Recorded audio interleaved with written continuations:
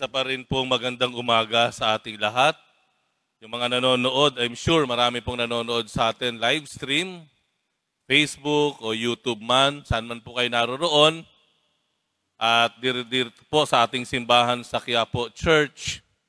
Sabi ko, ano kaya ang makikita ko sa loob ng Quiapo? Marami kayang magsisimba. Abay, meron pa rin po nagsimba. Ngayon, iniisip ko, paano kayo nakarating dito? Sa hindi tumitigil na pag-ulan dyan sa labas. May mga dinaanan ba kayong mga baha? Ayan. O kaya, siguro, nandito lang kayo sa malapit sa simbahan ng Quiapo. Ano po? Kagabi po kami po ay nagkaroon ng meeting. Ano po? May meeting po kami. Kasama ko yung mga ilang kabataan. Inabot po kami ng medyo late na, alas 11 na po. No? At nagkayayaan, kumain nga tayo. Kumain tayo at medyo nagkikrave, no? Gugutom. So nung kami po ay aalis na rito, tinanong kami ng mga security natin, Father, aalis ba kayo? Baha po. Ay, aalis po kami. Maghahanap kami ng makakain. So, mandar na po kami sa sasakyan namin. Ano? Pumunta na kami doon, papuntang Taft Avenue. Ayan. Maghahanap ng makakainan. Abay, tama nga po yung sinabi sa amin. Baha talaga. Nagmumuntik-muntika na po kaming ma-stranded sa ilang kalsada. Napunta kami dyan sa Orosa. Napunta kami dyan sa Kalaw na parang ilog na nagmuntik-muntika. Ang dilim pa kamo. Alam niyo po yun, hindi niyo alam kung mataas ba o kung may tubig man o wala. Kung may tubig, mataas ba o mababaw. Hindi namin alam. No? Hindi lang kami nagsasalita, pero merong pangamba kung ano mangyayari sa amin. Sabi ko na lang, kita mo nga naman, ligtas na tayo doon sa simbahan ng Quiapo, umalis pa tayo. No? Tayo may kasalanan nito. Hindi ba tayo kinakabahan ng ganito kung hindi na lang tayo nanatili dito at kumain na lang siguro kung ano yung mga bukas na tindahan dito sa paligid. Umalis pa tayo. Tayo may kasalanan nito eh. Meron po tayong ginagawa na tayo'y nahihirapan, natatakot, nabibigatan, hindi dahil sa kagagawa ng iba, kung hindi sa kagagawa natin. Tayo ang lumikha. Tayo ang dahilan. At isa sa mga ito ay yung tinatawag nating suspetsa. Suspetsa. Suspicion.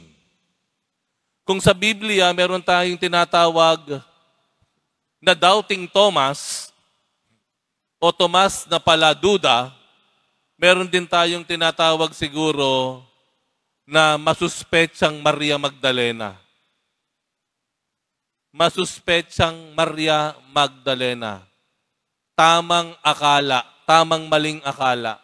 Yan. Bakit ko nasabi na si Maria Magdalena ay tamang maling akala o masuspetsa?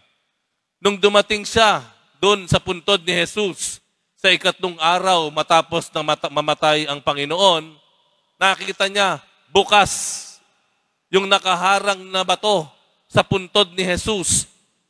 Doon pa lamang po, nagtatatakbo siyang bumalik doon sa mga alagad. Ano ang sabi niya? Ninakaw. Ninakaw yung katawan ng ating guro, ng ating Panginoon. Nakabukas yung puntod. Tamang maling akala yon. No? Pagkatapos, ano sumunod na pangyayari? Bumalik siya. Bumalik siya sa puntod na bukas ni Jesus.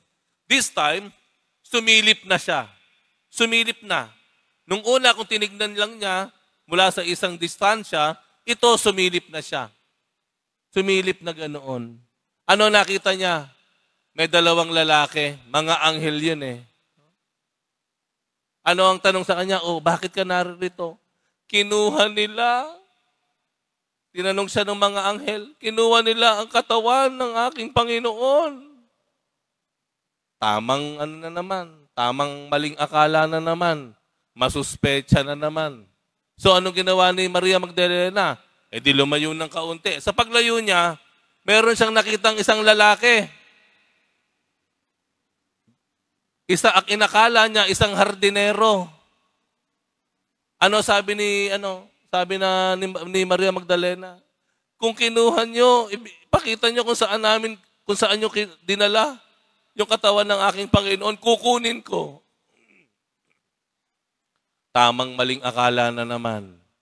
Masuspecha na naman. No? Nakita niyo po, 3 beses siyang nagsuspecha sa mga pangyayari. Bakit ba nabubuo yung ating pagsususpecha? Bakit talaga may taong laging masuspecha?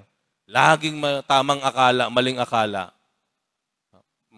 Siguro, kaya ka ginabi, meron kang kasamang iba.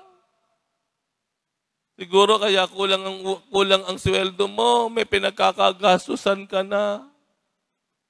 Siguro bakit ayaw mong umuwi sa Pilipinas, meron ka ng iba dyan sa abroad. May ganun yan, ano? Yung mga simpleng bagay, sa bahay halimbawa, nawawala kunyari yung siguro ginamit na naman yan. Ginamit na naman. Yung sabon, lumiit. Pagtingin mo, ginamit na naman yung sabon ko. Kung maunti na naman yung shampoo ko, sabi ko, huwag gagamitin ito, akin to. Lagi na lamang, mula sa malaking bagay hanggang sa pinakamaliit na bagay, madalas po tayo vulnerable. Potential tayong magduda, magsuspecha sa iba.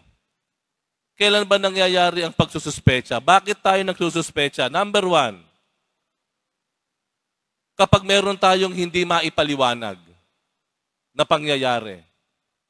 Pag wala tayong maisip na kasagutan dun sa sitwasyon na kinapapalooban natin o dun sa nakikita natin, nagsisimula ng magsuspecha. Pangalawa, kapag may mali kang pagkilala sa tao. Kapag may mali ikaw na pagkilala sa tao. Ibig sabihin, siguro ginawa mo to. Siguro ginawa niya yan. Siguro siya ang may promotor. Siguro siya ang mayroong utak dito. Siguro yan. May maling pagkilala. Lagi na lamang ang ibang tao, feeling mo, laging kalaban ka. Lagi na lang ikaw inaapi.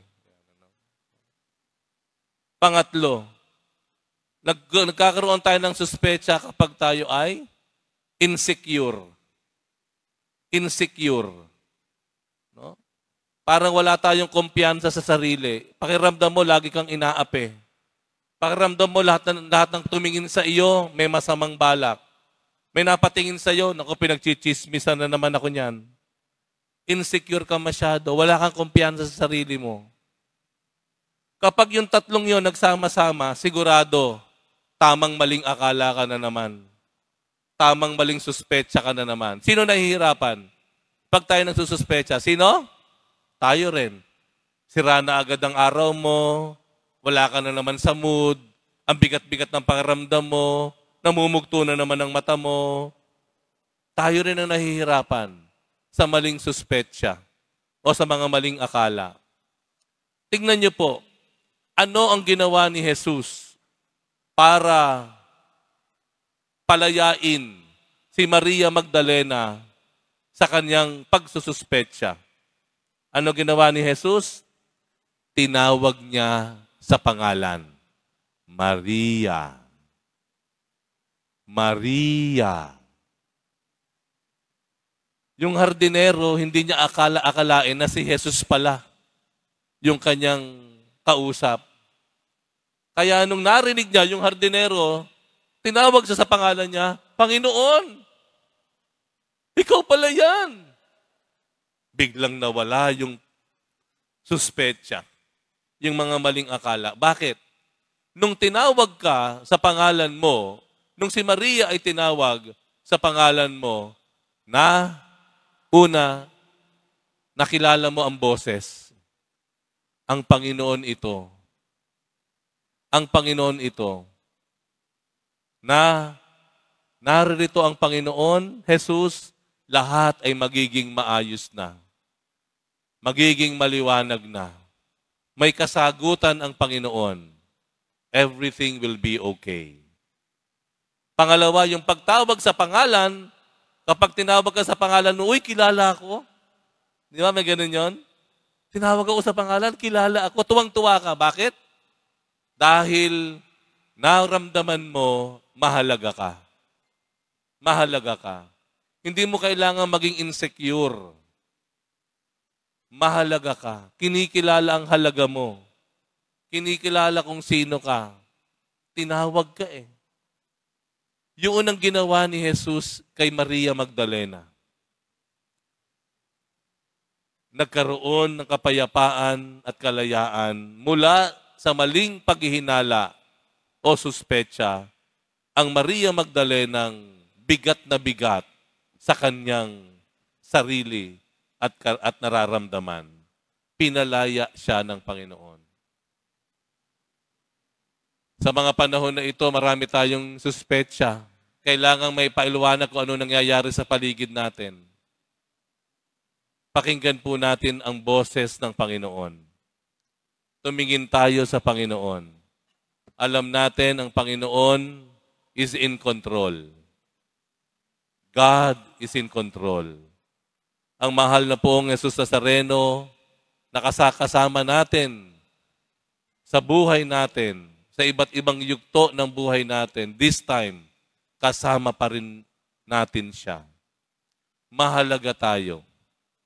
Ano pa man ang nangyari sa atin, nawala man ang lahat ng kabuhayan mo dahil sa bagyong ito, inanod ang buong bahay mo, mahalaga ka pa rin. Pinahahalagahan ka ng Diyos. Nawa, tayo mismo ang ating pakikipagkaibigan sa ibang tao, tayo mismo ay maging daan para yung mga maling akala at suspecha ng ating kapwa, ng iba, ay mawala, maibsan sila, makalaya sila sa mabigat na pakiramdam ng mga maling akala dahil sa maayos, mabuti nating pakikitungo o pakikipagkaibigan sa kanila.